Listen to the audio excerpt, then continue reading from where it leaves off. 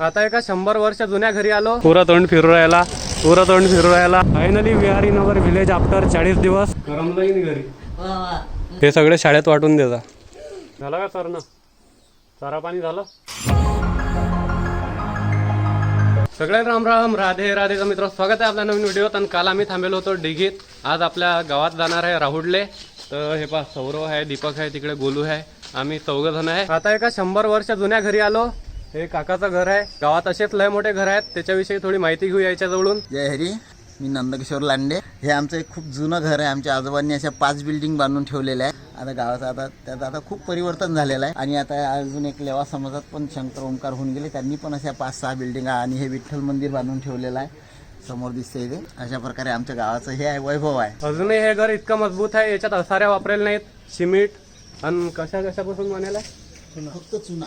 याच्यात असारी नाही, सिमेंटही नाही, काहीच नाही. याच्यात असाऱ्या वापरेल नाही, सिमेंट वापरेल नाही, फक्त चुना घाणीचा आणि विटा. हे आहे लाकडी बोर्डाची जुनी फिटिंग. ज्यांच्या नित्य सहवासात हे पंढरपूरची मुक्ताई सोबत वारी झाली असे गुरुवर्य श्री शिवशंकर लांडे महाराज. तर आता जाता जाता महाराजांकडून थोडंसं आशीर्वचन घेऊ. मंगलम भगवान विष्णू, मंगलम गरुडध्वजा, मंगलम पुंडरीकाक्षो, मंगलाय तनो हरिः. मुक्ताबाई नमो त्रिभुवन पावनी. आद्यत्रय जननी देवाची श्री क्षेत्र मुक्ताईनगर ते श्री क्षेत्र पंढरपूर आदिशक्ती मुक्ताईच्या समन्वयामध्ये 1 महिना अतिशय सुंदर आनंदामध्ये गेला. आमच्या सहवासामध्ये आमचा सर्व ग्रुप कळदळीची नाही झाले किती दिस, बाहेरील वास विसरली. 1 महिना मुक्ताईच्या समवेत आदरणीय गुरुवारी हरणे बाबा हे सर्व मंडळी आमचे गुरुबंधू सर्वांच्या समन्वयामध्ये अतिशय आनंदामध्ये हे वारी पार पडली.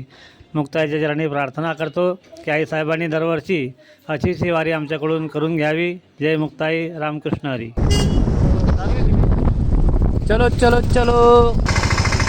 पिंपळगावात काका आले. आता सौरवन गोलू चालले त्याच्यासोबत. आता आपला भाऊ आला घ्यायला. तेव्हा तोंड फिरू राहिला, पुरा तोंड फिरू राहिला. तेव्हा शाईनवर जातो आता आम्ही. Finally we are in our village after 40 दिवस. आलो आता घरी. या पोरी आल्या. आता काय म्हणणं आहे?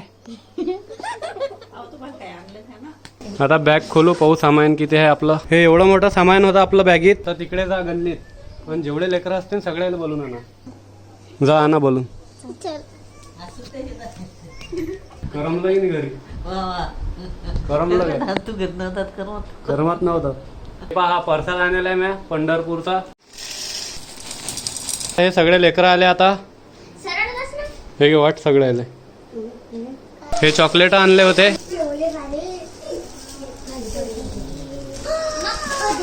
या इकडे.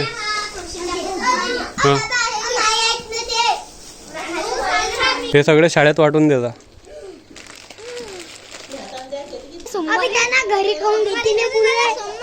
घरी थोडे खाते ते.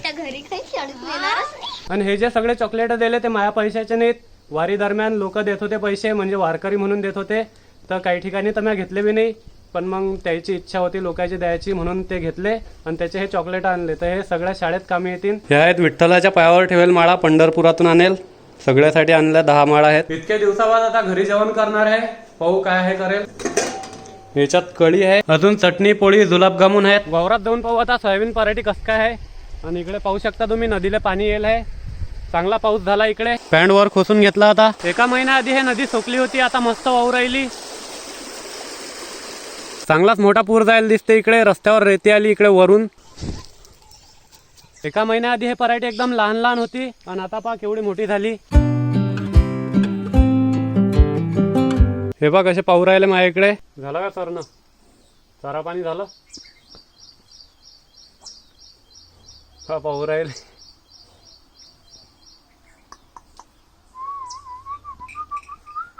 या 2 गाई, एक लहान वासरी आणि हे लहान एक वासरू आहे. हे पहा, हे लहान वासरू आहे. घरासाठी टिनशेड करेल आहे. पाणी आलं तरी काही टेन्शन नाही, त्याच्या खाली मस्त राहतात. आईनं मला घरी संभार सांगला होता, पण मला संभार दिसून नाही राहिला. कुठे आहे पाहायला पडीन पहिले. हा दिसला इकडे, पराठीच्या मधात लपून बसेल आहे.